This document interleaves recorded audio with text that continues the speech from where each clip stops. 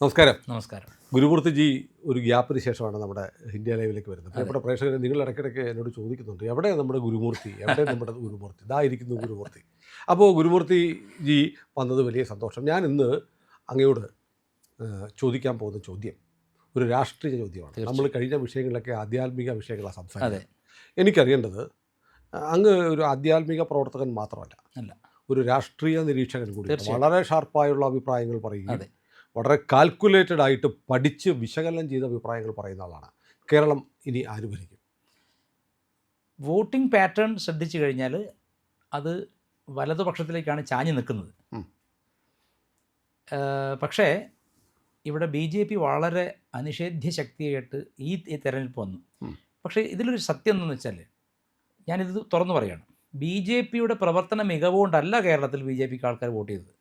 മറിച്ച് ജനങ്ങളുടെ ആവശ്യം, ജനങ്ങൾക്ക് ഇരു മുന്നണികളിൽ നിന്നുണ്ടായിട്ടുള്ള ദുരനുഭവങ്ങൾ കാൽക്കുലേറ്റ് ചെയ്തപ്പോൾ അവർക്കൊരു ആഗ്രഹം. പക്ഷേ UDFിലേക്കാണ് ഇത് വിരൽ ചൂണ്ടുന്നത്. ഞാൻ അതിനെപ്പോഴും സൂചകമായിട്ട് എടുക്കുന്ന വെള്ളാപ്പള്ളി നടേശനെയാണ്.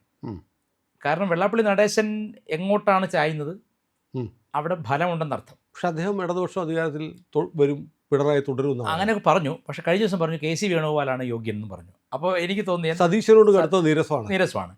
അപ്പോൾ അങ്ങനെ പറയണമെങ്കിൽ അവിടെ ഒരു അദ്ദേഹം നമ്മളെക്കാളൊക്കെ വളരെ സീസൺഡ് ആയിട്ടുള്ള, സത്യം പറഞ്ഞാൽ വെള്ളാപ്പള്ളി നടേശൻ പൊളിറ്റീഷ്യനാണ്, ഇതോ പൊളിറ്റിക്കൽ സീനിലില്ലെങ്കിലും അദ്ദേഹത്തിൻ്റെ നിരീക്ഷണം കറക്റ്റായിരിക്കും. പക്ഷേ ഇവിടെ BJP ഒരു നിർണായക ശക്തിയായി വരും. BJPയുടെ കേരളത്തിലെ നേതാക്കന്മാരോടാണ് ഞാൻ പറയുന്നത്, ശ്രദ്ധിക്കുക, ജനങ്ങൾക്ക് BJP ഇഷ്ടമാണ്.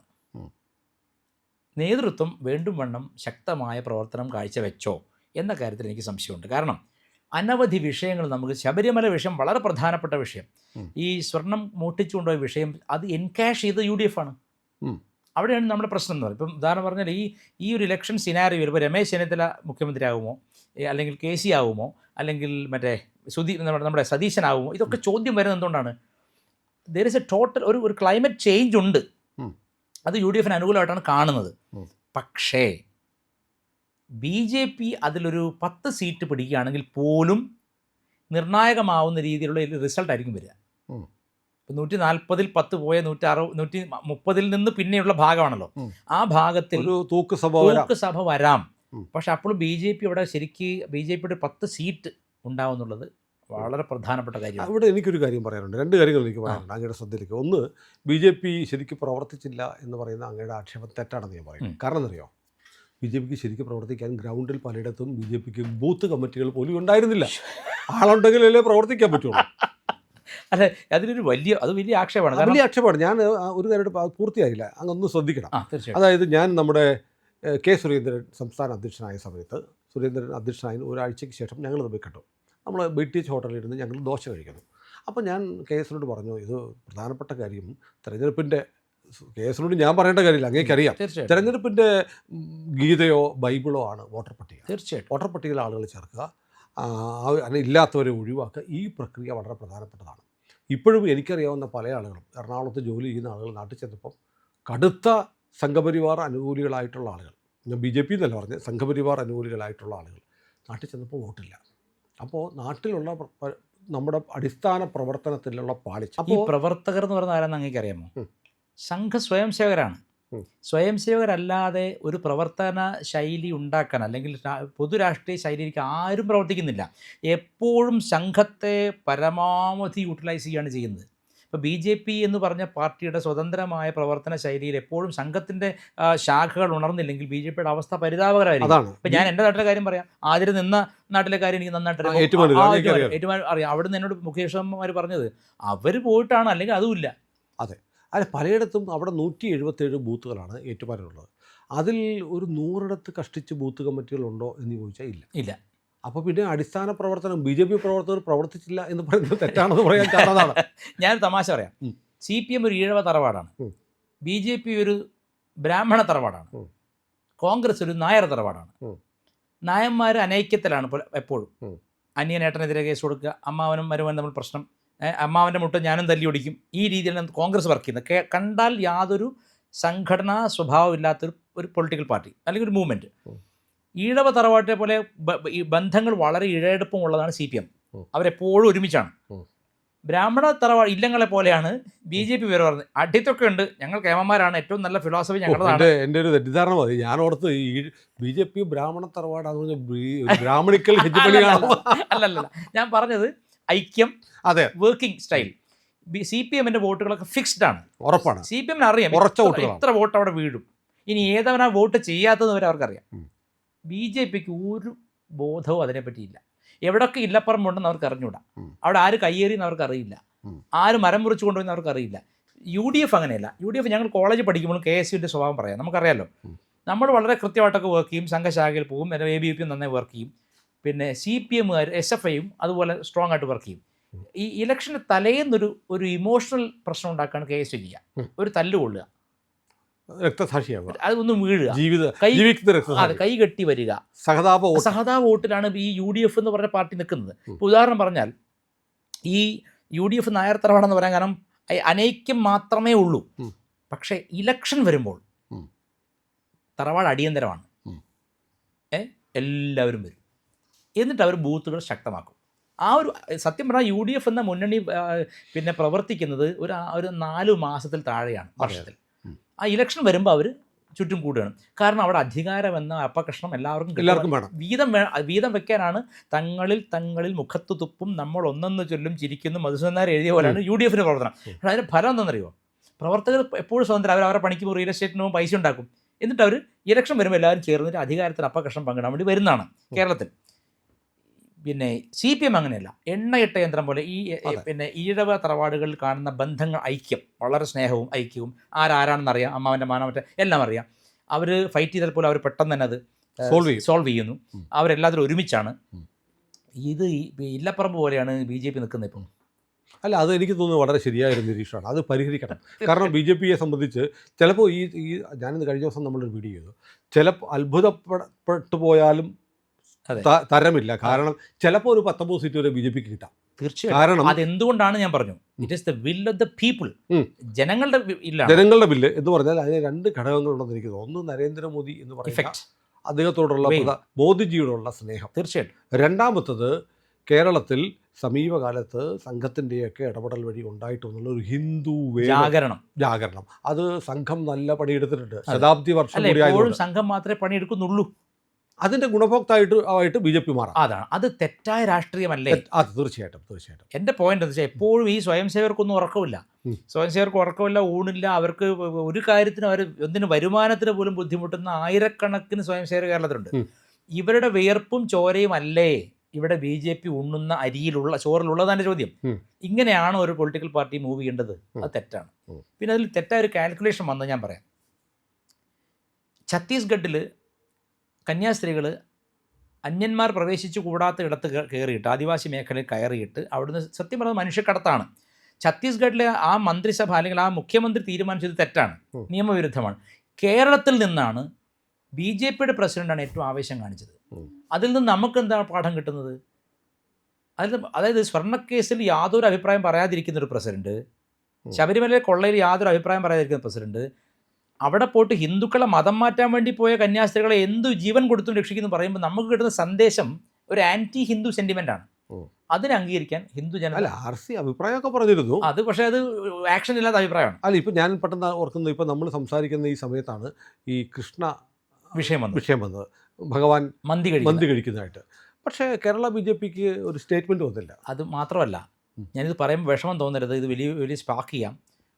ഈ ആദിമാർഗി ചണ്ടാള ബാബ എന്ന് പറഞ്ഞിട്ടൊരു, നമുക്കറിയാം, നമ്മൾ ഒരുമിച്ച് വേദി പങ്കിട്ടിട്ടുണ്ട് പഴനിയിൽ വെച്ചിട്ട്. അദ്ദേഹത്തോട് ഞാൻ മര്യാദയ്ക്ക് സന്തോഷത്തെ പെരുമാറിയിട്ടുള്ളൂ. അദ്ദേഹം എപ്പോഴും പല ജാതി ആരോപണം പറയുമെങ്കിലും ഞാൻ വളരെ ആദരവോടെ പെരുമാറി. പിന്നെ നമ്മൾ രണ്ടുപേരും അദ്ദേഹത്തെ വളരെ സ്നേഹത്തോടെ തന്നെയാണ്. പക്ഷെ അദ്ദേഹം 2 തവണയായിട്ട് അതേ ചിത്രം പോസ്റ്റ് ചെയ്യുന്നു. അവിടേക്ക് മാർച്ച് ചെയ്യണ്ട, അദ്ദേഹത്തെ വിളിച്ചിട്ട് തിരുത്തേണ്ട ഉത്തരവാദിത്വമില്ലേ? അതായത് ശ്രീകൃഷ്ണൻ എന്ന് പറയുന്നത് നമ്മുടെ സാത്വിക മൂർത്തികളിൽ ഏറ്റവും ആരാധിക്കപ്പെടുന്ന മൂർത്തിയാണ്. ഒരു കാളി ഒരു മാംസം കഴിക്കുന്നു പറഞ്ഞാൽ ധഗധഗേത്യാസ്വാദിനി എന്നാണ് ദേവി മഹാത്മ്യം പറയുന്നത്. ധഗധഗ ശബ്ദത്തോടുകൂടി നരമാംസം കഴിക്കുന്നു കാളി എന്നാണ് ദേവി മഹാത്മ്യം പറയുന്നത്. പക്ഷേ ശ്രീകൃഷ്ണനെ അങ്ങനെ നമ്മൾ ആ ഒരു ബിംബം എന്ന് പറഞ്ഞാൽ പരമവിശുദ്ധമായ സാത്വികമായൊരു ബിംബമാണ്. അപ്പോൾ മനഃപൂർവ്വം, അതായത് ഭാരതീയ ന്യായ സംഹിതയിൽ 192 വകുപ്പ് പ്രകാരം വോണ്ടൻലി ക്രിയേറ്റിംഗ് ഹെയ്റ്റ്രഡാണ്. മതവിദ്വേഷം ഉണ്ടാക്കി റയറ്റ് ഉണ്ടാക്കാൻ, അതാണ് 192, അതിനാണ് ഇപ്പോൾ അറസ്റ്റ് ചെയ്തിരിക്കുന്നവരെ. അപ്പോൾ അത് മനഃപൂർവ്വം ചെയ്യുന്നതാണ്. അപ്പോൾ ഇത് മനഃപൂർവ്വമാണ്, ഇത് ഹിന്ദു സമാജത്തിനെതിരെയുള്ളൊരു ജിഹാദിന് ആഹ്വാനമാണെന്ന് മനസ്സിലാക്കിയിട്ട് എല്ലാവരും ഒന്നിച്ച് നിൽക്കേണ്ട സമയത്ത് ഒരാൾ പറയുകയാണ് കൃഷ്ണൻ മാംസം തിന്നാലും നല്ലതാണെന്ന് പറയുമ്പോൾ അത് ശരിയായ കാര്യമല്ല. അതൊരു തരം എന്താ പറയുക, അതിനൊരു വാക്ക് പറയുമല്ലോ, അതായത് പുര കത്തുമ്പോൾ വാഴ വെട്ടുക, കഴുക്കോൽ ഊരുക തുടങ്ങിയ കലാപരിപാടി, മോഹൻലാൽ തുടങ്ങിയ കലാപരിപാടികളാണത് ശ്രദ്ധ നേടാൻ വേണ്ടിയിട്ട്. പക്ഷേ ഞാൻ പറയുന്നത് അദ്ദേഹത്തെ പോലുള്ള ആളുകൾ, അദ്ദേഹം ഒരു പർട്ടിക്കുലർ സമുദായത്തെ പ്രതിനിധീകരിക്കുന്ന ആൾ, ഇപ്പോഴും അദ്ദേഹം പറയാം അവർണരുടെ ആളാണെന്ന് അദ്ദേഹം പറയുന്നു. അവർണൻ സവർണൻ എന്ന ഭേദമില്ല എന്നാണ് നമ്മളെയൊക്കെ സംഘത്തിൻ്റെ ശാഖകളിൽ നിന്ന് നമ്മൾ പറഞ്ഞത്. അന്ത്യജനില്ല ഇവിടെ അഗ്രജനില്ലെന്നാണ് പഠിപ്പിച്ചത്. അപ്പം നമ്മളൊരു മൂവ്മെൻറ്റ് നടത്തിക്കൊണ്ടിരിക്കുകയാണ് ഇവിടെ കേരളത്തിൽ. അതായത് ഇടത് മുന്നണി 100% ഹിന്ദു വിരുദ്ധമാണ്, വലത് മുന്നണി ഹിന്ദു വിരുദ്ധം മാത്രമല്ല പ്രോ ഇസ്ലാമിക്കാണ്.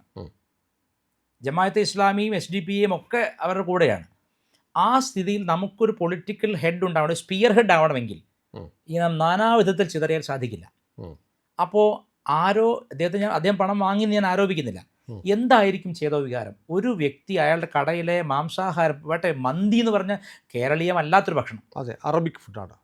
മന്തി കഴിക്കുന്ന കൃഷ്ണനെ കാണിക്കുമ്പോൾ അത് കൃഷ്ണനോടുള്ള അനാദരവ് മാത്രമല്ല, ഈ സമാജത്തെ കാർക്കിച്ച് തുപ്പലാണ്, ഇത് ഒരു റയറ്റിനുള്ള, ഒരു ലഹളയ്ക്കുള്ള ആഹ്വാനമാണ് തിരിച്ചറിയാനുള്ള ബുദ്ധി പോലും അദ്ദേഹത്തെ പോലെ ആചാര്യൻ ഇല്ലേ എന്നാണ് എൻ്റെ ചോദ്യം. അത് വീണ്ടും ഇന്നും പോസ്റ്റ് ചെയ്തിരിക്കുകയാണ് അത്. അപ്പോൾ ഈ കേരളത്തിലെ BJP ഇപ്പോൾ അടികൊള്ളുന്ന മുഴുവൻ ചെണ്ട, തല്ലുകൊള്ളാൻ ചെണ്ടയും പണം വാങ്ങാൻ മാരാരെന്ന് പറഞ്ഞാൽ ആ മാരാരും ചെണ്ടയും തമ്മിൽ ബന്ധമാണ് ഇപ്പോൾ കേരളത്തിലെ BJPയും സംഘവും തമ്മിലുള്ളത്. തല്ലുകൊള്ളുന്നത് മുഴുവൻ സംഘത്തിൻ്റെ പ്രവർത്തകരാണ്.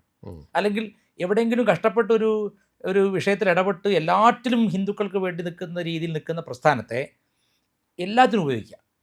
ശ്രീ ഗുരുജി മഹാരാഷ്ട്രയിൽ നാഗ്പൂർ ആദ്യത്തെ ഇലക്ഷൻ വന്നപ്പോൾ വനവാസം പോയതാണ് പുള്ളി പറഞ്ഞു എനിക്കിതിൽ താല്പര്യം, ഇത് വെറും ചക്കരക്കോട്ടത്ത് കൈയിടപാടാണ്, രാഷ്ട്രീയമായിട്ട് ബന്ധമില്ലെന്നാണ്. ഇത് രാഷ്ട്രത്തിൻ്റെ, സമാജത്തിൻ്റെ, ഹിന്ദു ധർമ്മത്തിന് വേണ്ടി നിൽക്കുന്ന സംഘടനയാണ്. ഇതിനെ വോട്ടർ സ്ലിപ്പ് ഉണ്ടാക്കാൻ വേണ്ടി വിളിച്ചുകൊണ്ട് പോകാൻ അത്രത്തോളം ആൾക്കാരില്ലേ BJPയിൽ? എൻ്റെ ചോദ്യം. അത് BJPയിൽ ആളുകളുണ്ട്, ആളുകൾ പണിയെടുക്കാൻ തയ്യാറില്ല. അത് മാത്രമല്ല ഒന്നാമത്തെ കാര്യം. അപ്പോൾ നമ്മളിപ്പോൾ ഇടയ്ക്കൊന്ന് ലേശമൊന്നും വഴിമാറിയിരിക്കുന്നു. അതായത് നമുക്ക് തിരിച്ചു വരാം. അതായത് അങ്ങ് പറഞ്ഞ എനിക്ക് മറ്റൊരു വിയോജിപ്പുണ്ടെന്ന് പറഞ്ഞു. അത് പറഞ്ഞു BJP പണിയെടുത്തില്ല എന്ന് പറഞ്ഞാൽ തെറ്റാണെന്ന് ഞാൻ പറഞ്ഞു. കാരണം പണിയെടുക്കാൻ ആളില്ല, ബൂത്ത് പോലും ഇല്ല. അപ്പോൾ പിന്നെ പണിയെടുത്തില്ല എന്ന് പറഞ്ഞിട്ട് കാര്യമില്ല. രണ്ടാമത്തെ കാര്യം അതല്ല, ഞാനിങ്ങനെ നമ്മൾ 2-3 വീഡിയോകളിൽ കഴിഞ്ഞൊരു 3 ഇലക്ഷൻ്റെ ഒരു ഡാറ്റ എടുത്തു. 3 തെരഞ്ഞെടുപ്പുകൾ, കഴിഞ്ഞ 3 തെരഞ്ഞെടുപ്പുകൾ വെച്ചാൽ 15 വർഷത്തെ തെരഞ്ഞെടുപ്പുകൾ എടുക്കുമ്പോൾ അതിൻ്റെ ഒരു വിശകലനം ചെയ്യുമ്പോൾ കാണുന്ന ഒരു പിക്ചർ എന്ന് പറഞ്ഞാൽ, കേരളത്തിൽ LDFന് CPM നയിക്കുന്ന മുന്നണിക്ക് ഒരു 60 വോട്ടുകൾ ബേസ് വോട്ടുകളുണ്ട്, സ്ഥിരം 60 സീറ്റുകൾ കിട്ടും. അത് UDFന് 40 ഉള്ളൂ. അപ്പോൾ UDF അങ്ങ് പറഞ്ഞ പോലെ UDFന് ഒരു എഡ്ജ് ഉണ്ടെന്ന് പറഞ്ഞല്ലോ. അപ്പോൾ അതിലെനിക്കൊരു ചെറിയ സംശയമുള്ളതിൻ്റെ കാര്യം 2 ഫാക്ടേഴ്സ് ഉണ്ട്. ഒന്ന്, കഴിഞ്ഞ 3 തെരഞ്ഞെടുപ്പുകളിൽ LDFന് 60 ഉറപ്പ് സീറ്റുകളും UDFന് 40. അപ്പോൾ ഇത് 71 എത്തണം UDF അധികാരത്തിൽ വരാൻ. തീർച്ചയായിട്ടും LDFന് 11 മതി. അപ്പോൾ കയ്യിലുള്ളത് നിലനിർത്തിക്കൊണ്ട് ഇവിടെ 41 31 പിടിക്കണം, മറ്റവർക്ക് 11 പിടിച്ചാൽ മതി. അതിന് അവരൊരു സൂത്രപ്പണിയും ചെയ്തു. 55 സിറ്റിംഗ് MLAമാർക്ക് സീറ്റ് കൊടുത്തു. അപ്പോൾ പിന്നെ ഈ 55 പേരും ജയിച്ചു വന്നാൽ പിന്നെ 6 മതി. UDFനെ സംബന്ധിച്ച് 40-ൽ നിന്ന് ചോരാതിരിക്കുകയും വേണം, 31 പിടിക്കുകയും വേണം. അത് ഒരു പ്രശ്നം. രണ്ടാമത്തെ പ്രശ്നം ഞാൻ കാണുന്നതറിയോ, നമ്മൾ ഉൾപ്പെടെയുള്ള മാധ്യമങ്ങളുടെ ഒരു വലിയൊരു ക്യാമ്പയിൻ ഉണ്ടായിരുന്നു. നമ്മൾ ആളുകളോട് പറഞ്ഞു കേരളത്തിൽ വലിയൊരു ഹിന്ദു മൂവ്മെൻറ്റ് ഉണ്ടായിട്ടുണ്ട്, അതുകൊണ്ട് ഇത്തവണ ഹിന്ദുക്കൾ BJPക്ക് വോട്ട് ചെയ്യും, നേരെ നടക്കാൻ പഠിക്കും. അങ്ങനെ വരുമ്പോൾ LDFനോടുള്ള വൈരാഗ്യം കൊണ്ട് UDFന് പോകുന്ന വോട്ടുകൾ BJPക്ക് പോകും. അതായത് LDFൻ്റെ വോട്ടുകൾ UDFിലേക്ക് സ്വിച്ച് ചെയ്തിട്ടില്ല. അപ്പോൾ പിന്നെ എങ്ങനെ UDF ജയിക്കും? അതാണ് ഞാൻ പറയുന്നത്. ഈ ഇലക്ഷൻ എന്ന് പറയുന്നത് ഞാൻ പറഞ്ഞല്ലോ ഒരു തറവാട് സംഘമാണ്. അപ്പോൾ അവിടെ തലേന്ന് പറഞ്ഞതും കഴിഞ്ഞ ആഴ്ച പറഞ്ഞാണ് പ്രധാനം. കഴിഞ്ഞ കൊല്ലത്തെ കാര്യമൊന്നും എടുക്കുന്നില്ല. ഈ ഇലക്ഷനോട് അടുത്തിട്ട് മുഖ്യമന്ത്രി ഒരുപാട് സീറ്റ് UDFന് കൊടുത്തിട്ടുണ്ട്. വീട്ടിൽ പോയി പറഞ്ഞാൽ മതി, മാറി നിൽക്കണം എന്നൊക്കെ പറഞ്ഞിട്ട് മുഖ്യമന്ത്രിയുടെ ധാർഷ്ട്യമാണ്. അഥവാ ഇൻ കേസ് ഈ 31 ഈസി ആയിട്ട് UDF കടക്കുന്നുണ്ടെങ്കിൽ അതിന് ഒരേ ഒരു കാരണം പിണറായി വിജയനാണ്. അല്ലാതെ UDFന് ഒരു മികവും ഒരിടത്തുമില്ല. ഞാൻ പറഞ്ഞു ഒരു സാധ്യതയില്ല. മാത്രമല്ല UDF എന്ന് പറഞ്ഞാൽ ഞാൻ നേരത്തെ പറഞ്ഞല്ലോ, ഒരു കലഹം പിടിച്ച സംഘടന. ഇപ്പോൾ തന്നെ നോക്കൂ, പിന്നെ KC വേണോ സുധാകരൻ എന്ന് പറഞ്ഞ് ഞാൻ അത്ഭുതപ്പെട്ടു പോകണം. ഇത്ര പ്രായമായൊരു മനുഷ്യൻ, ഇത്രയധികം ആ പാർട്ടി അയാൾക്ക് വേണ്ടി ചെയ്യാത്തൊന്നുമില്ല. അയാൾ എല്ലാ സ്ഥാനങ്ങളും അലങ്കരിച്ച ആളാണ്. അയാൾ നിന്നുകൊണ്ട് ചക്കളത്തിൽ പോരാട്ടം നടത്തുകയാണ്. അയാളിപ്പോൾ ചിന്തിക്കുന്നത് സതീശൻ വന്നാൽ ബുദ്ധിമുട്ടാണെന്നാണ്. ഉം. അപ്പോൾ സതീശൻ ചിന്തിക്കുന്നത് ഇയാളെ എങ്ങനെ ഒതുക്കാം. അപ്പോൾ അവർ തമ്മിലൊരു ഫൈറ്റ് അവിടെ നടക്കുന്നുണ്ട്. UDFനെ വിശ്വസിക്കാത്ത ഒരു കാരണം ഇതാണ്. പക്ഷേ ആ UDF സാധാരണ UDFിൻ്റെ വോട്ട് പാരമ്പര്യ വോട്ടാണ്. പാരമ്പര്യ കോൺഗ്രസ് എന്ന് പറയില്ലേ, ആ വോട്ടുകൾ ഇപ്പം ഞാൻ പറയും വോട്ടിംഗ് പെർസെൻറ്റേജ് നോക്കുക 78 പോയിൻറ്റ് സംതിങ് അല്ലേ വന്നത് ഇപ്പം. അതെ. എൻ്റെ ഒരു പൊതു കാഴ്ചപ്പാട് ഇപ്പോൾ അത് ശരിയാണെന്നല്ല, 75 താണ്ടി 77 ഒക്കെ താണ്ടി കഴിഞ്ഞാൽ ഒരു ആളുകൾ പുറത്ത് വന്ന് വോട്ട് ചെയ്തു എന്നർത്ഥം. പക്ഷേ ഇതോടെ SIR കൊണ്ട് വോട്ട് കുറഞ്ഞിട്ടുണ്ട്. കുറഞ്ഞിട്ടുണ്ട്, അതും ചിന്തിക്കണം. അപ്പോൾ പെർസെൻറ്റേജ് കൂടാൻ ഒരു കാരണം അതാണ്. പക്ഷേ ആ SIR കാരണം നമുക്ക് വല്ല ബുദ്ധിമുട്ട് വന്നിട്ടുണ്ടോ എന്നൊരു ചോദ്യം എനിക്ക് ഉള്ളിലുണ്ട്. BJPക്ക് കാരണം ഇത് പലപ്പോഴും ഞാൻ ചോദിക്കുന്ന മിക്ക പ്രവർത്തകരുടെയും പേരില്ല വോട്ടപ്പട്ടികയിൽ. അതെൻ്റെ ഒരു വലിയ വിഷമമാണ്. കാരണം നമ്മൾ ഈ പെട്ടെന്ന് ഒരു ക്രിസ്ത്യൻ കമ്മ്യൂണിറ്റിയോ മുസ്ലിം കമ്മ്യൂണിറ്റിയോ നമ്മുടെ അനുകൂലമായിട്ട് വരാമെന്ന് പറഞ്ഞാൽ അത് ചിന്തിക്കാൻ പറ്റില്ല. കാരണം തൊട്ട് തലേന്ന് FCRയുടെ വിവാദം ഉണ്ടായതൊക്കെ ഞാൻ പറഞ്ഞു തലേന്നത്തെ പ്രശ്നങ്ങൾ വളരെ വലിയ പ്രശ്നങ്ങളാണ്. പിന്നെ അതുപോലെ തന്നെ പാലക്കാട്, ആ ദിവസം ഞാൻ പാലക്കാടായിരുന്നു ഇലക്ഷൻ ദിവസം.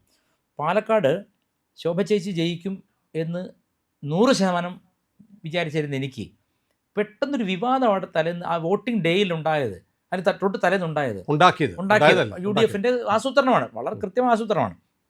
പക്ഷേ ആ ഉണ്ടായ പ്രശ്നത്തെ ശോഭ ചേച്ചി കൈകാര്യം ചെയ്ത രീതി ശരിയായോ എന്ന് എനിക്ക് സംശയമുണ്ട്. കാരണം വാക്കുകൾ ചിലപ്പം അതിപ്പോൾ നമ്മളെപ്പോലെ പുറത്ത് നിൽക്കുന്നൊരു കുഴപ്പമില്ല, അവരെപ്പോലെ ഒരു ഇത്രയധികം ആളുകൾ പ്രതീക്ഷയോടെ കാണുന്ന ഒരാൾ പറയുന്ന ചില വാക്കുകൾ മീഡിയയിൽ വളരെയധികം. ഇപ്പം മറുനാടൻ മലയാളി സത്യം പറഞ്ഞാൽ കോൺഗ്രസിൻ്റെ ചാനലാണ്. അത് മനസ്സിലാക്കാൻ BJPക്കാർക്ക് ബുദ്ധിയില്ലെന്ന് മാത്രമേ ഉള്ളൂ. ഞാൻ മനസ്സിലാക്കിയത്, ഞാൻ സാജൻ സ്കറിയ റീഡ് ചെയ്യുന്ന അങ്ങനെയാണ്. Is a very shrewd politician and also pro UDF practical man. അദ്ദേഹം ആ വീഡിയോ ഒക്കെ പുറത്തു വിട്ടു തലേന്ന്. ഇത് റീച്ച് ആയില്ലെങ്കിലോ എന്ന് ഓർത്തിട്ട് എന്തൊരു സഹായം എന്നാലോചിക്കണം. ഇത് ആരും കിട്ടിയില്ലെങ്കിലോ എന്ന് ഓർത്ത് അത് വലിയ റീച്ച് കിട്ടി. ഇപ്പം പാലക്കാട് ഇൻ കേസ് പിഷാരടിയോ അല്ലെങ്കിൽ മറ്റേയാളോ വരുന്നുണ്ടെങ്കിൽ അതിന് കാരണം ആ തലേന്നത്തെ ഡിസൈസീവ് ഫാക്ടേഴ്സാണ്. BJP കേരളത്തിൽ ഇപ്പോൾ അഥവാ തളർത്തിയിരുത്താൻ ഒരു കാരണമേ ഉള്ളൂ, അത് തലേന്നത്തുള്ള FCRA വിവാദം, അതുപോലെ തന്നെ ശോഭ ചേച്ചിയെ സംബന്ധിച്ച് ഈ വിഷയം. അതല്ല, ഈ രണ്ട് വിഷയങ്ങളെ പ്രാതലായ വേറെ വിഷയമൊന്നും BJP തളർത്താനില്ല. പിന്നെയുള്ളത് പല പ്രവർത്തകരും ബൂത്ത് തലത്തിൽ വോട്ട് ചേർക്കുക എന്നൊരു പരിപാടി അറിയില്ല. അതാണ് അത് CPM കണ്ടുപിടിക്കണം. CPM, അതാ ഞാൻ പറഞ്ഞത്, CPMൻ്റെ സംഘടനാ സംവിധാനത്തോട് ഇപ്പോഴും കിടപിടിക്കാൻ മറ്റൊരു പ്രസ്ഥാനം കേരളത്തിലില്ല. അല്ല, കേരളത്തിൽ ഈ പറഞ്ഞ പോലെ ഹിന്ദുക്കൾ, ഞാൻ അങ്ങനെ തന്നെ പറയാം, നമുക്ക് അങ്ങനെ തന്നെ പറയാം, ഹിന്ദുക്കളല്ല പിന്നെ ആരും BJP വോട്ട് ചെയ്യാം, അത്രയേ ഉള്ളൂ. ഹിന്ദുക്കൾ BJP വോട്ട് ചെയ്യാൻ തയ്യാറാണ്. അവരെ വോട്ട് ചെയ്യിക്കുന്നവരാക്കി മാറ്റുന്ന പണി BJP എടുക്കണം. അവിടെയാണ് പറഞ്ഞത്. ഞാനൊരു കാര്യം പറയട്ടെ, ഞാൻ എൻ്റെ അനുഭവം ഞാൻ പറയാണ്. കേരളത്തിലെ BJP നേതാക്കളിൽ ഒട്ടുമിക്ക പേർക്കും എന്നെ അറിയാം, എനിക്ക് അവരെയും അറിയാം. ഞാൻ പലപ്പോഴും നേരിട്ട് കണ്ട് മൂക്ക് മുട്ടിപ്പോയാൽ പോലും ചിരിക്കാത്ത ആളുകളാണ് ഇവരൊക്കെ. എന്താണ് ഇവർ രാവിലെ ഇറങ്ങിയിട്ട് ചെയ്യുന്ന എക്സസൈസ് എന്ന് എനിക്ക് മനസ്സിലാവുന്നില്ല. രാവിലെ തന്നെ വെളിച്ചെണ്ണ കുടിച്ച് വടി വിഴുങ്ങുകയാണോ?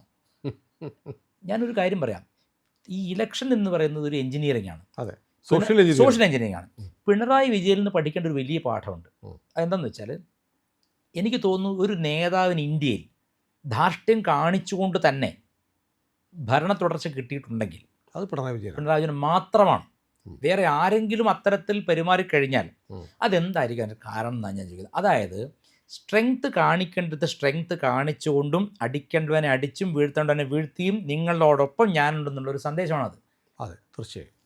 അതായത് തറവാട്ടിൽ കയറി വരുന്ന ഒരു ബഹളം വെക്കുന്ന ഒരുത്തനെ അടിച്ചിട്ടില്ലെങ്കിൽ തറവാട്ടിലുള്ളവർക്ക് എന്നെ വിശ്വാസം നഷ്ടപ്പെടും. ഇവിടെ നമ്മുടേത് അങ്ങനെയല്ല. നമ്മുടേത് ഇന്നലെ വന്ന ഒരു ആൾ പെട്ടെന്ന് ദേശീയ അധ്യക്ഷനാവുന്നു. അതായത് 25 കൊല്ലം പോസ്റ്റ് ഒട്ടിച്ചവൻ ഇപ്പോഴും. അപ്പോൾ നമ്മളിൽ ഇങ്ങനത്തെ ഒരു അനുവാദ പ്രശ്നം പാർട്ടിക്കകത്തുണ്ടെന്ന് എനിക്ക് തോന്നിയിരുന്നു. CPM അത് സാധ്യമല്ല. ഞാനിപ്പോൾ ഇന്ന് ഞാനിപ്പോൾ CPM കയറി ചെന്ന് അവരെന്നെ ഒരു ദേശീയ DYFയുടെ ദേശീയ അധ്യക്ഷനൊന്നും ആക്കില്ല. അപ്പോൾ ഇങ്ങനെ ചില വിശ്വാസക്കുറവുകൾ BJPയിൽ നിന്ന് പല പ്രവർത്തകർക്കും നേരിട്ട് സംസാരിക്കുമ്പോൾ, മുമ്പൊരു നേതാവ് പറഞ്ഞ ഞാൻ ഓർക്കുകയാണ്, നമ്മുടെ ഒരു കേന്ദ്രമന്ത്രി കണ്ണൂരുള്ള സംഘത്തിൻ്റെ BMSൻ്റെ ഒരു നേതാവ് വെട്ടിക്കൊല ചെയ്യപ്പെട്ടു CPM-നാൽ. അപ്പോൾ അദ്ദേഹത്തിൻ്റെ മകനൊരു ജോലിയുള്ളൂ. അദ്ദേഹം രക്തസാക്ഷി, നമ്മുടെ ബലിദാനിയാണ്. അപ്പോൾ ഈ നേതാവിൻ്റെ അടുത്ത് പോയപ്പോൾ അദ്ദേഹം പറയുകയാണ്, പരീക്ഷ എഴുതിക്കോളൂ, അങ്ങനെ കിട്ടുമെന്ന്. രാഷ്ട്രീയം എന്ന് പറഞ്ഞാൽ അല്പസ്വല്പം സ്വജനപക്ഷപാതമാണ്. ഇല്ലെങ്കിൽ എന്തിനാണ് കക്ഷി ചേരുന്നത്? ഒരു കക്ഷി വരെ എന്തിനാണ് ഭരിക്കുന്നത്? ഒരു കക്ഷി വരെ പ്രസിഡൻഷ്യൽ റൂൾ വരെ അവനവൻ്റെ ആളുകൾക്ക് ചെയ്യാൻ പറ്റാവുന്ന സഹായം പോലും ചെയ്യാതിരിക്കുകയും. പിന്നെ വേറൊരു പ്രശ്നമുണ്ട്, നമ്മൾ പരസ്യമായിട്ട് ആരെ എതിർക്കുന്നു ആ വ്യക്തിയോട് രഹസ്യമായി കൂട്ടുചേരാൻ പാടില്ല. ഉദാഹരണത്തിന്, നമ്മളിവിടെ നാട്ടിൽ വളരെ ശക്തമായിട്ട് ഈ ജമാഅത്തെ ഇസ്ലാമി എതിർക്കുകയും ഇഫ്താർ പാർട്ടിക്ക് പോവുകയും ചെയ്യുന്നത് നമ്മൾ എന്താണ് എനിക്ക് മനസ്സിലാവുന്നില്ല അതിനെപ്പറ്റി. അതായത് ഈ സ്വയം സേവകർ അങ്ങനെ ചെയ്യില്ല. ഞാൻ പറഞ്ഞു നമ്മൾ അല്ല BJP ഒരു പൊളിറ്റിക്കൽ പാർട്ടി, അതെ അതാ പറഞ്ഞു അതിന് ഈ സ്വയം സേവകരെ പോലെ പറ്റില്ല പ്രവർത്തിക്കാൻ പറ്റില്ല. പറ്റില്ല. പക്ഷേ ഈ അനന്തപുരി ഹിന്ദു സമ്മേളനത്തിന് പോയിട്ട് നമ്മുടെ ഒരു BJP നേതാവ് ഒരു പിന്നെ ഒരു വ്യവസായി എതിർത്ത് പറയുന്നു. മൂന്നാമത്തെ ദിവസം ആ വ്യവസായിട്ട് കെട്ടിപ്പിടിച്ചിരിക്കുന്ന അയാളുടെ മകൻ്റെ കല്യാണത്തിൽ കാണുന്നു. അപ്പോൾ ഇതൊക്കെ നമ്മളെ സംബന്ധിച്ച് മനസ്സിലേ, ഞാൻ സാധാരണക്കാരനാണ്, ഇതെന്താണ്, ഇതെങ്ങനെ സംഭവിക്കുന്നു? അതൊരു ചോദ്യചിഹ്നമല്ലേ? അപ്പം നമുക്കൊരു ക്രെഡിബിലിറ്റി ഇഷ്യൂ സത്യത്തിൽ കേരളത്തിലുണ്ട്. ക്രെഡിബിലിറ്റി ഇഷ്യൂ മാത്രമല്ല, എന്നോട് ഈ എറണാകുളത്തുള്ള BJPക്കാർ പറഞ്ഞിട്ടുള്ള, BJPയിലെ ചില ആളുകൾ പറഞ്ഞിട്ടുള്ള കാര്യമുണ്ട്. ഇപ്പം നമ്മുടെ കൊച്ചിയിലെ ഏറ്റവും വലിയ ഒരു സ്ഥാപനമാണ് കൊച്ചിൻ ഷിപ്പ് യാർഡ്. തീർച്ചയായിട്ടും ഷിപ്പ് യാർഡിലിപ്പോൾ കോൺട്രാക്ടർ ലേബർ ആണെങ്കിലും കാഷ്വൽ ലേബർ ആണെങ്കിലും ആരെയും എടുക്കണമെന്ന് തീരുമാനിക്കുന്നത് അവിടുത്തെ COTക്കാരാണ്. അത് കേന്ദ്ര ഭരണമുള്ളത്. അപ്പം നമ്മുടെ ആളുകൾ ഇതൊന്നും, നേരത്തെ പറഞ്ഞ പോലെ നമ്മുടെ പാർട്ടി വരുമ്പോൾ നമുക്ക് അവസരങ്ങൾ ഉണ്ടാവുന്നില്ല, അപ്പോഴും CPM ആണ് ഭരിക്കുന്നതെങ്കിൽ എക്സാക്ട്ലി അതാണ് ഞാൻ ഇതൊരു പ്രശ്നമാണ്. അതാണ് ഞാൻ പറഞ്ഞത്. ഈ മോദിജി വരുന്ന ആദ്യത്തെ ടേം നമുക്കറിയാമല്ലോ, അത് പുതിയ വണ്ടി വാങ്ങി ഓടിക്കുന്നത് മെല്ലെ ഓടിച്ചു തുടങ്ങിയതാണ് വണ്ടി. അവരവിടെ ആദ്യം ചെയ്തത് ഈ ബ്യൂറോക്രസിയെ നിയന്ത്രിക്കുക എന്നുള്ളതാണ്. കാരണം ആര് ഭരിച്ചാലും ബ്യൂറോക്രസിയാണ് സത്യത്തിൽ രാജ്യം ഭരിക്കുന്നത്. ആ ബ്യൂറോക്രസിയെ വരെ നിർത്താൻ മോദിക്ക് കഴിഞ്ഞു. ഇല്ലായിരുന്നെങ്കിൽ തുടർച്ച ഉണ്ടാവില്ലായിരുന്നു ഭരണം. ഇവിടെ നോക്കിക്കോളൂ, ഇപ്പോൾ ഇൻ കേസ് നമ്മളൊരു സ്വപ്നം കാണുക, BJP 75 സീറ്റിൽ ജയിച്ചിട്ട് ഇവിടെ ഭരണത്തിൽ വന്നാലും എനിക്ക് തോന്നുന്നു 2 കൊല്ലം തികക്കില്ലെന്ന് എനിക്ക് തോന്നുന്നു. കാരണം നമ്മൾ ചിന്തിക്കുന്നതിനപ്പുറത്തുള്ള ശീതസമരങ്ങൾ ഇതിനകത്തുണ്ട്. നമ്മൾ വിചാരിക്കുന്നതിനപ്പുറത്തുള്ള ശീതസമരം അത് ജനങ്ങൾക്ക് അറിയാം, ഗ്രൗണ്ട് റിയാലിറ്റിയാണ്. കാരണം മരണ വീടുകൾ അതെല്ലാ പാർട്ടികളിലും CPM ഉണ്ട്, പക്ഷേ പൊളിറ്റിക്കൽ പാർട്ടി സ്വാഭാവികമാണ്. പക്ഷേ ആ ഫൈറ്റ് നിയന്ത്രിക്കാനൊരു ക്യാപ്റ്റൻ ഉണ്ട്, സത്യമാണത്. പിണറായി വിജയനുള്ള കമാൻഡ് BJPയിൽ ആർക്കാണ് കേരളത്തിലുള്ളത്? BJP പ്രവർത്തകരുടെ മേലെ 1 പേഴ്സൺ, ഒരാൾ ഇരിക്കടാന്ന് പറഞ്ഞാൽ ഇരിക്കാവുന്ന ആരാളുള്ളത്? സംഘം നമ്മളൊരു വിശലടി നിൽക്കും, വാക്കുപോലും വേണ്ട. ശരിയാണ്. BJPയിൽ ഒരു നേതാവിനെ പറയൂ കേരളത്തിൽ, BJP 1000 BJP ഇരിക്കെല്ലാവരും എന്ന് പറയുമ്പോൾ ഒറ്റയടിക്ക് ഇരിക്കാൻ പറ്റുന്ന നേതാവ് ഉണ്ടോ? ഇല്ല. അവിടെ എന്താ പ്രശ്നം അറിയോ? ഈ ടോട്ടൽ ലീഡർഷിപ്പ് ഛിന്ന ഭിന്നമായി പോയിരിക്കുകയാണ്. അതാണ് ഞാൻ പറയാൻ കാരണം. ആരാണ് ഇവിടെ ലീഡർ എന്ന് പറയാൻ പറ്റുന്നില്ല. ഈ ശീതസമരങ്ങളുണ്ട്, ജാതി സമവാക്യം എല്ലാം ഉണ്ട്, നമ്മളില്ലെന്ന് പറയേണ്ട, നമ്മൾ ഈ സമൂഹത്തിൽ ജീവിക്കുന്നത്. അപ്പോൾ എൻ്റെ പോയിൻ്റ് എന്താ വെച്ചാൽ, BJP ഒരു വലിയ കക്ഷിയായിട്ട് ഉയർന്നു വന്നാൽ അതുപോലും 2 വർഷം തികയ്ക്കാൻ പറ്റാത്ത രീതിയിലുള്ള ശീതസമരങ്ങളുണ്ട്. ഞാൻ എൻ്റെ ഉദാഹരണം പറയാം, ഞാനൊരു ഒബ്സർവേഷൻ പറയുകയാണ്. ആറ്റിങ്ങലിൽ ശോഭ ചേച്ചി നിന്നു, അതിഗംഭീരമായിട്ട് അവർ പെർഫോം ചെയ്തു. She is A performer. ബാക്കി എന്തുവരെ പറ്റി പറഞ്ഞോളൂ. ആലപ്പുഴ നിന്നു ഇല്ലേ? ആലപ്പുഴ നിന്നപ്പോൾ അവിടെ അത്ഭുതപൂർവമായ പ്രവർത്തനമാണ്. എല്ലായിടത്തും ഈ മനുഷ്യരെ പിടിക്കുന്ന പടിയാണ് ശോഭാ സുരേന്ദ്രൻ കാരണമാണ്. അപ്പോൾ സത്യത്തിൽ നമ്മൾ ചെയ്യേണ്ട എന്താണ്? ഇവർ കഴിഞ്ഞ ഒരു പത്രസമ്മേളനത്തിൽ പറഞ്ഞു BJPക്ക് പിന്നെ എന്താണ് ചീഫ് മിനിസ്റ്റർ കാൻഡിഡേറ്റ് ഇല്ല എന്ന്. അതൊക്കെ പറയാൻ പാടില്ല. ശോഭാ സുരേന്ദ്രൻ BJPയുടെ CM ആവുമെന്ന് പറഞ്ഞാൽ ഏത് എതിരാളിയും വോട്ട് ചെയ്യും, അവരെ പുറത്ത് കളിയാക്കുന്ന പോലും. കാരണം ആ സ്ത്രീയിലൊരു വിശ്വാസം, പിണറായി വിജയനോട് CPMകാരനായ സാധാരണ പ്രവർത്തനമുള്ളൊരു വിശ്വാസമുണ്ട്. ആ വിശ്വാസം തോന്നുന്ന ഒരേ ഒരു നേതാവ് ശോഭാ സുരേന്ദ്രനാണ്. എന്നാൽ ഇക്കാലം അത്രയും BJPയിലെ പല നേതാക്കന്മാരും പ്രവർത്തിച്ചിരുന്നത് എങ്ങനെ ഈ ശോഭാ സുരേന്ദ്രനെ ഒന്ന് ഒതുക്കാന്ന് ഓർത്തിട്ട്, എനിക്കറിയാവുന്ന കാര്യം ഞാൻ പറയുന്നത്, എഗ്രി ഓർ നോട്ട്, അത് നിങ്ങൾ എനിക്കറിയില്ല, ഞാൻ പറയാണ്. എന്തുകൊണ്ടാണ്? ആലപ്പുഴയിൽ നിന്നു വോട്ട് കിട്ടി, നെക്സ്റ്റ് ടൈം അവർ അവിടെ തന്നെ നിർത്തണ്ടേ? അതൊരു കോമൺ ലോജിക് അല്ലേ? ഇപ്പം ഞാൻ ഈ മണ്ഡലത്തിൽ, അങ്ങയുടെ മണ്ഡലത്തിൽ നിന്നിട്ട് ഞാനൊരു നല്ല വോട്ട് ശതമാനം പിടിച്ചു, തോറ്റെങ്കിലും നെക്സ്റ്റ് ടൈം നിങ്ങൾ എന്താ ചിന്തിക്കേണ്ടത്? ഇവൻ ഇനി നിർത്തിയാൽ ഇവൻ അവിടെ വീണ്ടും അങ്ങനെയല്ലേ? ഇപ്പം ആതിര നായർ പിന്നെ ഏറ്റുമാൻ നിന്നു, നെക്സ്റ്റ് ടൈം ആതിരയോട് എന്താ നമ്മൾ പറയേണ്ടത്? ആതിര അവിടെ തന്നെ നിൽക്കും. കാരണം ആ ജനങ്ങൾക്ക് മുഖപരിചയമായി, നിരന്തരം അവരുടെ കൂടെ ഉണ്ടെന്ന് വന്നാലല്ലേ ജനങ്ങൾ വോട്ട് ചെയ്യുള്ളൂ. ഇത് ഇന്ന് ആലപ്പുഴ നിർത്തുന്നു, ശോഭ ചേച്ചി അവിടെ വോട്ട് ശതമാനം ഉയർത്തി, അടുത്താണ് പോട്ടെ ആറ്റിങ്ങലേക്ക്. അതൊന്നും തീരെ അറിയാതെ ചെയ്യുന്നതാണെന്ന് എനിക്ക് തോന്നുന്നില്ല. പൊളിറ്റിക്കൽ എഞ്ചിനീയറിംഗ് അറിയുന്ന ഒരാളും ചെയ്യാത്തൊരു പണിയാണത്. ഇപ്പം മോദിക്ക് മാത്രമേ ഉള്ളൂ എനിക്ക് തോന്നുന്നു പാൻഡ്യൻ ഒരു ഇതുള്ളത്. ഇപ്പോൾ രാഹുൽ ഗാന്ധി പോയിട്ട് കാശിയിൽ നിന്നാൽ തോറ്റു തിന്നാൻ പാടും. അയാൾ വയനാട്ടിൽ വന്നിരിക്കുകയാണ്. അതായത് പണ്ടൊക്കെ പറയും ദേവന്മാരെ അസുരന്മാരെ തുരത്തി ഓടിച്ചു. അതുപോലെ മോദി ഇങ്ങോട്ട് വന്ന് എണീച്ച് നിന്നപ്പോൾ ഇവരൊക്കെ തുരത്തിയിട്ട് വയനാട്ടിലേക്ക് ഓടിച്ചു എന്ന് പറഞ്ഞാൽ അയാളുടെ വ്യക്തിപ്രഭാവമാണത്. മോദി എഴുന്നേറ്റ് നിന്നാൽ ഇവനൊക്കെ ഓടി പിന്നെ കാട്ടിൽ ഒളിക്കേണ്ടി, ശരിക്കും ലിറ്ററലി കാട്ടിലും മലയിലും പോയി ഒളിക്കേണ്ടി അല്ലേ? പ്രിയങ്കയ്ക്ക് പോലും വന്നു. അപ്പോൾ അതിൻ്റെ അതാണ് ലീഡർഷിപ്പ് എന്ന് പറയുന്നത്. ആ ലീഡർഷിപ്പ് ക്വാളിറ്റി ഉള്ളൊരു സ്ത്രീയാണ് ശോഭാ സുരേന്ദ്രൻ. അപ്പം ഞാൻ അങ്ങേക്കൂടെ ഞാൻ പറയില്ല, ഞാൻ BJPയെ തലങ്ങും വിലങ്ങും വിമർശിക്കുന്ന ആളാണ്. എനിക്ക് കൂറുണ്ടെങ്കിൽ അത് അതിൻ്റെ മാതൃ സംഘടനയോട് മാത്രമാണ്. ഞാൻ എന്താ പറയാൻ കാരണം വെച്ചാൽ ഇവർക്ക് പൊളിറ്റിക്കൽ എഞ്ചിനീയറിംഗും ചുക്കും മണ്ണാങ്കട്ടി അറിയില്ല എന്നുള്ളതാണ് സത്യം. കാരണം ഈ പർട്ടിക്കുലർ സീറ്റിൽ ആലപ്പുഴയെ തന്നെ അവർ നിന്നിരുന്നെങ്കിൽ ഐ ആം അബ്സല്യൂട്ട്ലി ഷുവർ ഈ ഒരു KC വേണുപോലല്ല, ആര് അവിടെ മത്സരിച്ചാലും ശോഭ ചേച്ചി ജയിക്കും. അങ്ങനെയുള്ള സ്ത്രീയെ പിന്നെയും പാലക്കാട് കൊണ്ട് നിർത്തി. പാലക്കാട് നോക്കിക്കോളൂ, അവർ അത്രയും വോട്ട് പിടിക്കും. അത് ആ സ്ത്രീക്ക് നാച്ചുറലി എന്തോ ഒരു കരിസ്മയുണ്ട്. അതെന്താണെന്ന് നമുക്കറിയില്ല. കരിസ്മയുണ്ട്, ദൈവാനുഗ്രഹമുണ്ട്. മാത്രമല്ല എന്നും ലളിതാ സഹസ്രനാമം ജപിക്കുകയും ഒരു പേടിയും കൂടാതെ നെറ്റിയിൽ കുറിയിട്ട് നടക്കുകയും ചെയ്യുന്ന ഒരു സ്ത്രീയാണ്. അവരെ സംബന്ധിച്ച് അപ്പം എന്നെ സംബന്ധിച്ച് ഇപ്പം ഇന്നലെ പറഞ്ഞില്ലേ, വയസ്സായ അമ്മയ്ക്ക് 500 രൂപ കൊടുത്തവർ അല്ലേ, ആ വിഷയത്തെ അവരെ കൊണ്ട് പ്രഷറൈസ് ചെയ്യിക്കുന്നു എന്ന് എനിക്ക് തോന്നിയിട്ടുണ്ട്. അതായത് അവരുടെ മറുപടിയിലൊക്കെ അവർ പറയാൻ ഇച്ഛിക്കാത്ത ചില വാചകങ്ങൾ വരുന്നോ എന്നെനിക്ക് തോന്നുന്നു. അതുകൊണ്ടാണ് ഞാൻ പറഞ്ഞത് there might be some internal politics also involve in this. Of course UDFന്റെ തന്ത്രമാണ് ഇലക്ഷൻ തലേന്ന് ഒരു ഇമോഷൻ ഉണ്ടാക്കുന്നത്. അത് അവർ ചെയ്തു, അത് പ്രതീക്ഷിക്കണമായിരുന്നു നമ്മൾ അല്ലേ. പിന്നെ വേറൊരു തെറ്റ് ചെയ്തത്, രമേഷ് പിഷാരടി ആരാണ്? കേരളത്തിന്റെ പൊളിറ്റിക്കൽ സിനാരിയോയിൽ ആരുമല്ല രമേഷ് പിഷാരടി. അയാളോടെങ്കിൽ കൊമേഡിയൻ, അയാൾ ബഹുമാനമുണ്ട്, അയാൾ നന്നായി ഭാഷ ഉപയോഗിക്കുന്ന ആളാണ്, അയാൾ നല്ല രസമായിട്ട് സംസാരിക്കും, അതൊക്കെ എനിക്കിഷ്ടമാണ്. പക്ഷേ രമേഷ് പിഷാരടിയെ ഒരു മണ്ഡലത്തിൽ വോട്ട് ചോദിക്കാൻ ഒരു പ്രദേശത്തേക്ക് അടുപ്പിക്കാതിരിക്കുക എന്ന് പറയുന്നത് ജനാധിപത്യ വിരുദ്ധമാണ്. അതിൻ്റെ കുഴപ്പം, അതിൻ്റെ കോട്ടം ശോഭ ചേച്ചിക്കാണ് ഉണ്ടാകുന്നത്. അത് ചിന്തിക്കാൻ പറ്റാത്ത അത്രയും വിഡ്ഢികളാണോ നമ്മുടെ പ്രവർത്തകർ? എനിക്ക് അത്ഭുതം തോന്നുന്നതാണ്. പൊതുവെ സംഘത്തിൻ്റെ രീതി ഞാൻ മനസ്സിലാക്കിയത്, നമ്മൾക്ക് ഇങ്ങോട്ടൊരു ഒഫൻസ് വരാതെ നമ്മൾ ആരെയും ഉപദ്രവിക്കാൻ പോകാറില്ല ഒരിക്കലും, അല്ലേ. ഇതൊരാളുടെ സ്ഥാനാർത്ഥി വോട്ട് ചോദിക്കാൻ വരുമ്പോൾ ആ സ്ഥാനാർത്ഥിയുടെ ഇലക്ഷൻ എഞ്ചിനീയറിംഗ് നടത്തിയിരുന്ന ഒരാൾ പെൺവിഷയ കേസിൽ പെട്ടു എന്നതുകൊണ്ട് അയാളെ തടയെന്ന് പറഞ്ഞാൽ അതൊരു ജനാധിപത്യ പ്രവർത്തനമല്ല. അങ്ങനെ CPMന്റെ രീതി, കറക്റ്റ്, CPMന്റെ രീതിയാണ്. ഞാൻ കണ്ണൂർ തലശ്ശേരിയിൽ എരഞ്ഞോളിയിൽ ഒരു BJPയുടെ ഒരു പ്രവർത്തനെ കാണാൻ പോയി. അദ്ദേഹത്തിൻ്റെ കാലിന് മുട്ട് മാത്രം 24 വെട്ടാണ്, മുട്ടിൽ മാത്രം തറക്കിയെന്ന് പറയില്ല വെട്ട്. അപ്പോൾ ആ കുട്ടിക്ക് എണ്ണീറ്റ് നടക്കാൻ പറ്റില്ല, ചെറുപ്പക്കാരനാണ്, 25 വയസ്സേ ഉള്ളൂ, എരഞ്ഞോളിയിൽ. അപ്പോൾ ആ സമയത്ത് പറഞ്ഞു, മാഷേ എന്നോട് അങ്ങനെയാണ് പറഞ്ഞു, മാഷേ ഇവനെ വെട്ടുക മാത്രമല്ല അവർ ചെയ്തത്, ബാർബർ ഷോപ്പിൽ നിന്ന് മുടി കൊണ്ടുവന്നിട്ട് കണ്ടിലിട്ടു എന്ന്. നിറശംസത എന്നോ പച്ചമഴ എരപ്പാളിത്തരെന്നോ പറയാവുന്ന അത്ര തരംതാണ രീതി പ്രതികരിക്കാൻ കഴിവുള്ള പാർട്ടിയാണ് CPM. ആ നിലയിലേക്ക് നമ്മുടെ പ്രവർത്തകർ ഇലക്ഷൻ നടക്കുമ്പോൾ ചെയ്യാൻ പാടില്ല. അപ്പോൾ എന്ത് പറ്റും? അപ്പുറത്ത് കൺസോളിഡേറ്റ് ചെയ്യുമാർ കോൺഗ്രസ് വോട്ടുകൾ. ഞാനൊരു കാര്യം പറയാം, പണ്ട് നമ്മൾ പറയുമല്ലോ സംഘത്തിൽ, ഇന്നത്തെ CPMകാരൻ നാളത്തെ സ്വയം സേവകൻ, ഇന്നത്തെ കോൺഗ്രസ്സുകാരൻ നാളെ, അങ്ങനെയാണല്ലോ. ഈ കോൺഗ്രസ് പാർട്ടി കേരളത്തിൽ ഇത്തവണ കൂടെ അധികാരത്തിൽ വന്നില്ലെങ്കിൽ അത് BJPക്കുള്ള ഷെയറാണ്, നാച്ചുറൽ ഷെയറാണ്. It is not going to go to CPM.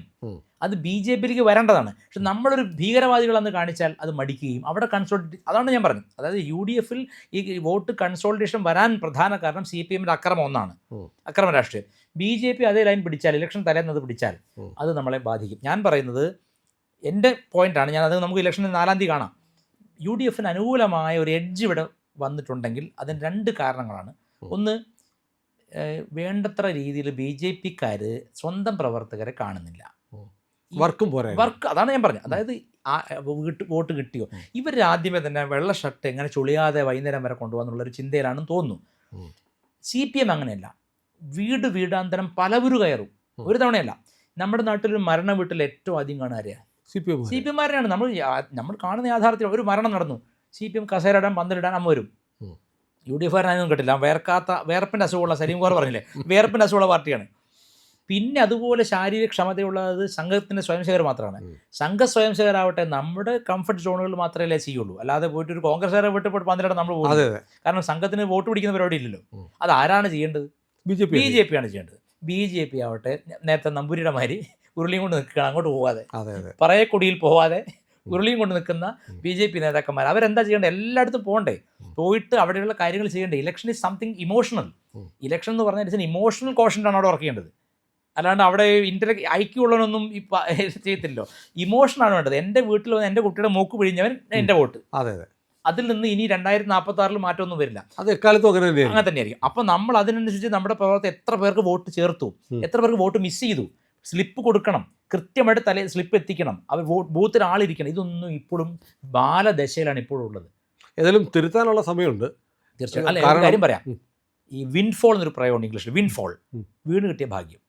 ഇത്തവണത്തെ BJPക്ക് എത്ര സീറ്റ് കിട്ടിയാലും, അത് 5 സീറ്റാണെങ്കിലും 10 സീറ്റാണെങ്കിലും അത് വിൻഫോൾ ആണ് എന്ന് BJP നേതാക്കന്മാർ മനസ്സിലാക്കണം. It is not your effort, it's not your sweat, നിങ്ങളുടെ വേർപ്പല്ല, അത് സംഘത്തിന്റെ എഫർട്ടാണ്. നരേന്ദ്രമോദി ഇഫക്റ്റും സംഘത്തിന്റെ എഫർട്ടുമാണ്. ഇനി ഒരു കാര്യം പറയാം, നരേന്ദ്രമോദി പോലും സംഘത്തിന്റെ എഫർട്ടില്ലെങ്കിൽ ഒന്നുമല്ല. അതെ, തീർച്ചയായിട്ടും. അത് ഞാൻ എന്നും വിശ്വസിക്കുന്ന ആളാണ്. അത് നരേന്ദ്രമോദിക്ക് അറിയാം, അദ്ദേഹത്തിന് അറിയാം, ഇവർക്ക് അറിയില്ല. അതാണ് വ്യത്യാസം. എന്താണ് ദേശീയ പൊളിറ്റിക്സും കേരളത്തിലെ പൊളിറ്റിക്സ് വ്യത്യാസം അറിയുമോ? ഇവിടുത്തെ ആൾക്കാർക്ക് കിട്ടുന്നതൊക്കെ ഞങ്ങളുടെ മികവുണ്ടെന്നാണ് വിചാരിക്കുന്നത്. അതെ അതെ. ഇവിടുത്തെ ഒരാൾക്കും വോട്ട് കിട്ടിയിട്ടുണ്ടെങ്കിൽ അത് ഈ സ്വയം സേവകർ ഓടി നടന്നതിൻ്റെ ഫലമാണ്. 2, അവിടെ കിട്ടുന്ന 2 ഫാക്ടറുണ്ട്. ഒന്ന്, മോദി ഉണ്ടാക്കിയ ഒരു ഗ്ലോബൽ വിഷണറി എന്ന രീതിയിലുള്ളൊരു ഒരു ഇമേജ്. ആ ഇമേജിന് വലിയ ശക്തിയുണ്ട്. ഇന്നലെ കണ്ടുവോ ബംഗാളിൽ ഒരു കടയിലോട്ട് കയറിയിട്ട് അതെ അതെ. ബായ് എന്താ കഴിക്കാനുള്ള അത് ഇവിടെ 10 രൂപയുടെ നോട്ട് കൊടുത്തിട്ട് മേടിക്കുന്നു. ഇവിടെ ഏതെങ്കിലും ഒരു സ്ഥാനാർത്ഥിയുടെ പേര് അങ്ങനെ ഒരു വീഡിയോ ഇറക്കാൻ പറ്റുമോ? വളരെ സിമ്പിൾ ചോദ്യമാണ്. രാജീവ് ചന്ദ്രശേഖരോ അല്ലെങ്കിൽ പിന്നെ ഒരു സാധാരണക്കാരൻ്റെ കടയിലേക്ക് കയറി ചില്ലെന്ന് പറയുമ്പോൾ നാടകമാണെന്നോ എന്തും പറഞ്ഞോട്ടെ, അത് കാണുന്ന സാധാരണക്കാരൻ ഇതൊന്നും വ്യാകരണം അറിയില്ല. അവൻ മോദി ഒരു സാധാരണക്കാരനാണെന്ന് വിചാരിക്കുള്ളൂ. അല്ല, എന്നിട്ട് അയാൾ 10 രൂപ കൊടുക്കുമ്പോൾ വേണ്ട അല്ലല്ല, നിന്റെ തൊഴിലാണ് പൈസയും കൊടുക്കുക. അത്രയേ ഉള്ളൂ. ആ രീതിയിലൊന്നും പ്രവർത്തിക്കാൻ അവർക്ക് അറിഞ്ഞുകൂടാന്ന് തോന്നുന്നു പറഞ്ഞാൽ എനിക്ക് അറിഞ്ഞു. ഏത് കാലത്ത് നേരം വെളുക്കും അറിഞ്ഞുകൂടാ. എങ്കിലും ഈ തവണ ഒരു വിൻഫോളിന് വലിയ സാധ്യതയുണ്ട്. അതനുസരിച്ചിരിക്കും കേരളം ആര് ഭരിക്കുന്നു. അതാണ് അത് കാരണം ഞാൻ പറയാം. കാരണം BJP പണ്ട് കെ സുരേന്ദ്രൻ പറഞ്ഞൊരു സ്റ്റേറ്റ്മെന്റ് ഉണ്ടല്ലോ, 35 സീറ്റ് ഞങ്ങൾക്ക് കിട്ടിയാൽ കേരളം ഭരിക്കുന്നു. ആ പറഞ്ഞതിൻ്റെ അർത്ഥം എന്തെന്നറിയോ? പുള്ളി പറഞ്ഞ അർത്ഥം 35 സീറ്റൂടെ കിട്ടിയ മറ്റ് 2 കക്ഷികളും തെണ്ടേണ്ടി വരും BJP. അതെ, ഉറപ്പായിട്ടും. മനസ്സിലായി. നമ്മുടെ മീഡിയ അത് വളച്ചൊടിച്ചു. പക്ഷേ ഇപ്പോൾ ഞാൻ പറയുന്നത് 35 വേണ്ട, 5 കിട്ടിയാൽ പോലും ഇവിടെ ചിലപ്പോൾ BJP തീരുമാനിക്കും. കാരണം അങ്ങ് പറഞ്ഞ ആ പോയിന്റ് 31-11 എന്നുള്ളത് ചിലപ്പോൾ അത് മിഡിൽ നിൽക്കാം. അതെ, മനസ്സിലായില്ലേ? ഒരു 20-20 പറയുന്നില്ല, ഒരു മേ ബി ഒരു 15-15 നിന്നാൽ പോലും BJPയുടെ 5 അവിടെ ഡിസൈസീവ് ഫാക്ടറായിട്ട് വരും. അതെ, തീർച്ചയായിട്ടും. ആ 5 BJPക്ക് കൊടുത്തത് ഇവരെ രണ്ടുപേരും മടുത്തിട്ട് സാധാരണ ഹിന്ദുക്കളാണ് മെജോറിറ്റി, അത് ഇവർ മറന്നുപോരും. അതാണ് തീർച്ചയായിട്ടും. സാധാരണ ഹിന്ദുവിൻ്റെ വോട്ടാണ്, അതൊന്നും മറന്നു പോരുതെന്ന് മാത്രം അവരോട് പറയാം. അല്ല, ഹിന്ദുക്കൾ BJPക്ക് വോട്ട് ചെയ്യാൻ തയ്യാറാണ്. തീർച്ചയായിട്ടും. ആ വോട്ട് വാങ്ങാൻ BJP തയ്യാറായാൽ മതി. അവിടെയാണ് ഞാനൊരു കാര്യം, പണ്ട് മോഹൻലാലിൻ്റെ ഒരു പരസ്യമുണ്ട്, വീട്ടിൽ സ്വർണം വെച്ചിട്ടെന്തിന് ഛത്തീസ്ഗഡിൽ തെണ്ടി നടപ്പൂന്നാണ് എൻ്റെ ചോദ്യം. വീട്ടിൽ സ്വർണ്ണം ഇരിക്കുകയാണ്, ഛത്തീസ്ഗഡ് പോയിട്ട് അവൻ്റെ കാല് കഴുകിയിട്ട് അവൻ്റെ തെറി കേൾക്കേണ്ടി വരികയാണ് ഇവിടെ. അതെ, എനിക്ക് അത്ഭുതം. ഞാനൊരു കാര്യം പറയാം. പണ്ട് നമ്മുടെ നാട്ടിൽ ചൊല്ലുണ്ട്, ഈ മലബാർ ലഹളയ്ക്ക് ശേഷം ഉപ്പ് പുളിച്ചാൽ മുട്ട ചതിക്കുന്നു. ഞാനിപ്പോൾ പറയുന്നു, പള്ളിയിൽ അച്ഛന്മാരെ നമ്പിയിട്ടൊന്നും രാഷ്ട്രീയ പ്രവർത്തനം നടത്തിയാൽ നിങ്ങൾക്ക് ചിലപ്പോൾ നിരാശപ്പെടേണ്ടി വരും. കാരണം ഇവർ ട്രെയിൻഡ് ട്രേറ്റേഴ്സാണ്. എല്ലാ രാജ്യത്തും, ഇവിടെ മാത്രമല്ല, ഗ്ലോബലി ട്രെയിൻഡ് ട്രേറ്റേഴ്സാണ്. അവരോട് പോയിട്ട് നിത്യം അവിടെ പോയിട്ട് അപ്പയും മുട്ടം കഴിച്ചുകൊണ്ടൊന്നും ഹിന്ദുക്കൾ, ഞാനിവിടെ ഒരു കാര്യം പറയാം, ഇവിടെ വലിയൊരു സമുദായം BJP പ്രതീക്ഷിച്ച് നിൽക്കുന്നുണ്ട്. അത് ഹിന്ദുവാണ്. ആ ഹിന്ദുവിനെ കൺസോളിഡേറ്റ് ചെയ്യാതെ ഇവർക്ക് അതിന്യൂനപക്ഷം കൊടുക്കാൻ വേണ്ടി അവിടെ പോയിരിക്കുകയാണ് പുള്ളി. ഞാനൊരു കാര്യം പറയട്ടെ, പിന്നെ ഞാൻ പറയണേ, ഞാൻ പരമദരിദ്രനാണ്. അപ്പോൾ നോക്കും, എനിക്ക് 1000 സ്കൂളും 5000 കോളേജും ഉണ്ട്. എന്നിട്ട് ഞാൻ അതിന്യൂനപക്ഷത്തിൽ തേണ്ടിയാണ്. അത് നമ്മുടെ BJP നേതാവ് അവിടെ പോകുമെന്ന് പറഞ്ഞാൽ അത് ഹിന്ദുക്കളോടൊരു പുച്ഛം പോലെയാണ് എനിക്ക് തോന്നുന്നത്.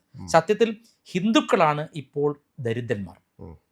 ഈ ദരിദ്രനാരായണന്മാർക്ക് ഒരു നേരത്തെ ആഹാരം BJP ഉറപ്പാക്കിയാൽ മരണം വരെ കൂറ് കാണിക്കുന്ന സമൂഹമാണ് ഹിന്ദു സമൂഹം. അതെ, അതായത് ഹിന്ദു BJPക്ക് വോട്ട് കൊടുക്കാൻ തയ്യാറാണ്, BJP അത് വാങ്ങാൻ തയ്യാറല്ല. നിങ്ങൾ തയ്യാറായാൽ നിങ്ങൾക്ക് കൊള്ളാം, അത്രേ ഉള്ളൂ. അതെ, തയ്യാറാവണം. അല്ലെങ്കിൽ എന്ത് പറ്റുന്നറിയോ? അല്ല, തയ്യാറായാലേ കേരളം രക്ഷപ്പെടുള്ളൂ. ഓക്കെ, മാത്രമല്ല ഡെവലപ്മെൻ്റൽ ഇഷ്യൂസ് സത്യമാണ്. ഈ കോൺഗ്രസിന് കുഴപ്പമുണ്ട്. രമേശ് ചെന്നിത്തല ഒരു കുറി തൊട്ട് വരും, ഉടനെ ഹിന്ദു വിചാരിക്കും, ഓ നമ്മുടെ ആളാണ്. അല്ലെങ്കിൽ KC വേണുഗോപാൽ എന്നൊക്കെ പറഞ്ഞാൽ എന്താണ് എനിക്കറിഞ്ഞൂടാ, അയാൾ മൂകാംബിയെ പോകുന്നൊരു ചിത്രം സോഷ്യൽ മീഡിയയിലിടും, ഉടനെ അത്. അല്ലെ VD സതീശൻ. ഈ മൃദു ഹിന്ദുത്വത്തെ നന്നായിട്ട് മാനിപ്പുലേറ്റ് ചെയ്യാൻ അറിയാവുന്നൊരു ഫ്രണ്ടാണ് UDF. അതുകൊണ്ട് തന്നെ കരുതിയിരിക്കുക. സതീശൻ നായർ ആണല്ലോ, സതീശൻ നായർ വന്നാൽ ഹിന്ദു രക്ഷപ്പെടുന്നൊരു ഹിന്ദു വിചാരിക്കണ്ട. കാരണം സതീശൻ്റെ മുമ്പുള്ള പ്രസ്താവനകൾ ഓരോന്നും എടുത്താൽ ഹീസ് ആബ്സല്യൂട്ട്ലി ആൻറ്റി ഹിന്ദു. അത് വളരെ സത്യമാണ്. Pro Islamic, pro Christian, he's anti Hindu. സതീശനോട് ചോദിച്ചു, ഒറ്റ ചോദ്യം, ഏതെങ്കിലും പത്രക്കാരൻ നിങ്ങൾ ഹിന്ദുവാണോ ചോദിച്ചാൽ ഉരുണ്ട് കളിക്കുകയുള്ളൂ. അവർക്ക് ആർക്കും I M A Hindu, I M A proud Hindu എന്ന് പറയാൻ പറ്റില്ല. CPM പറയുമോ? പറയില്ല. ഏറ്റവും ഞാൻ ചരിത്രത്തിൽ 8ാമത്തെ 9ാമത്തെ അത്ഭുതം എന്നറിയോ? ശിവൻകുട്ടി കുറി തൊട്ടു. അത് കണ്ടിരുന്നു അങ്ങ്? കണ്ടു. ആ കുറി എന്ന് പറഞ്ഞാൽ കുറി ഉണ്ടോ വെച്ചാൽ കുറിയുണ്ട്, ചന്ദനം അറിയാ തെറിച്ച് വീണതാണോ എന്ന് ചോദിച്ചാൽ അങ്ങനെ പറയാം. ഇത്തരത്തിൽ ഹിന്ദുക്കളെ പറ്റിക്കുകയാണ് ഈ 2 ഫ്രണ്ട്സും ചെയ്യുന്നത്. ഇപ്പം BJPയിൽ മാത്രമേ BJPയിൽ എന്തുകൊണ്ട് നമ്മൾ വിശ്വസിക്കുന്നു? സംഘത്തിൻ്റെ പിൻബലമുള്ള ഒരു സംഘടന എന്ന നിലയ്ക്ക് മാത്രമാണ്. പരിവാർ നമ്മുടെ കുടുംബത്തിലെ, അതായത് സംഘപരിവാറിലെ ഒരു പൊളിറ്റിക്കൽ ഫ്രണ്ട് ആയതുകൊണ്ടാണ്. അപ്പോൾ NDAക്ക് ഇവിടെ ജയിക്കണമെങ്കിൽ ഇവിടെ ഒരു സ്വർണ്ണമുണ്ട്. എന്താണ്? ഹിന്ദു വോട്ട് ബാങ്ക് ഉണ്ട് ഇവിടെ. ഇപ്പം പഴയ പോലെ അല്ല. ഇപ്പം ഞാൻ തമാശ പറയാം, പിന്നെ ശശികല ടീച്ചർ, വത്സന്ത് ഇല്ലങ്കേരി, പിന്നെ അതുപോലെ ശങ്കുട്ടി ദാസ്, അതുപോലെ പിന്നെ പല പ്രവർത്തകർ, ഞാനടക്കമുള്ളവർ, ഞാൻ എൻ്റെ പേര് അവസാനം പറയാം, ഇവരെല്ലാം സംസാരിച്ച് ഹിന്ദുക്കളുടെ മനസ്സിൽ ജിഹാദ് യാഥാർത്ഥ്യമാണ് എന്ന ബോധ്യം വന്നു. ബോധ്യപ്പെട്ടിട്ടുണ്ട്. ഉം. ഇനി അത് ബോധ്യപ്പെടേണ്ടത് BJP നേതാക്കന്മാർക്ക് മാത്രമാണ്. ഏത് ഉം. ജനങ്ങൾ റെഡിയാണ്. ഉം. നിങ്ങൾ വോട്ട് ചോദിക്കുകയേ വേണ്ടൂ. സ്ലിപ്പിൽ പേര് ചേർത്തതോടെ വോട്ടേഴ്സ് ലിസ്റ്റിൽ പേരുണ്ടെന്ന് ഉറപ്പിക്കുക മാത്രമേ വേണ്ടൂ. അതുപോലും ചെയ്യാൻ കൊള്ളില്ലെങ്കിൽ പിന്നെ ഇതിലൊന്നും ഒരു അർത്ഥവുമില്ല. തിരുത്തേണ്ട സമയമാണ്. നമ്മൾ ഏതായാലും ഈ തെരഞ്ഞെടുപ്പിൽ ജനങ്ങൾ BJPയെ, ജനങ്ങളല്ല ഹിന്ദുക്കൾ BJPയെ പ്രതീക്ഷയോടെ നോക്കിയിട്ടുണ്ട്. ആ നോക്കിയ ആളുകളുടെ വോട്ട് സമാഹരിക്കാനുള്ള പണി കേരളത്തിലെ BJP നേതൃത്വത്തിന് ഉണ്ടാവട്ടെ എന്ന് നമുക്ക് ആശംസിക്കാം. ഒരു പോയിന്റ് കൂടി പറഞ്ഞോട്ടെ. ഉം. സ്ഥാനാർത്ഥികളെ ഗ്രൂം ചെയ്യണം BJP. ഉം. CPM പാർട്ടി ക്ലാസ് കൊടുത്തിട്ട് എല്ലാ സ്ഥാനാർത്ഥിയും ഗ്രൂം ചെയ്യണം. എന്തു പറയണം, എന്തു പറയരുത്. ഉം. PC ജോർജിന് പറ്റിയ എന്താണ്? ഉം. ഗ്രൂം ചെയ്യാതെ പോയതാണ്. ഉം. അപ്പം ഇനിയെങ്കിലും അത് ശോഭ ചേച്ചിക്കും അത് പറ്റിയിട്ടുണ്ട്. ഉം. BJP പൊളിറ്റിക്കൽ ക്യാമ്പുകൾ വെച്ചിട്ട് ഇലക്ഷന് മുമ്പ് തന്നെ കാൻഡിഡേറ്റ്സിന് എന്തു പറയണം എന്നുള്ള കുന്തമുനകൾ കൊടുക്കണം. അത് ഇമ്പോർട്ടൻ്റ് ആണ്. അത് വളരെ പ്രധാനപ്പെട്ടതാണ്. ഏതായാലും പ്രിയപ്പെട്ട പ്രേക്ഷകരെ, ഗുരുമൂർത്തി വന്നിട്ടുണ്ട്. പതിവ് പോലെ അദ്ദേഹം വളരെ നിർഭയമായി നിങ്ങൾ പ്രതീക്ഷിക്കുന്ന പല കാര്യങ്ങളും പറഞ്ഞിട്ടുണ്ട്. ഏതായാലും ഇന്ത്യ ലൈവിനോടൊപ്പം സഞ്ചരിക്കുക. ഗുരുമൂർത്തി നമ്മുടെ കൂടെ തന്നെയുണ്ട്. നമ്മുടെ ചാനൽ സബ്സ്ക്രൈബ് ചെയ്യണം, ഇതുവരെ ചെയ്യാത്തവർ. സന്തോഷം.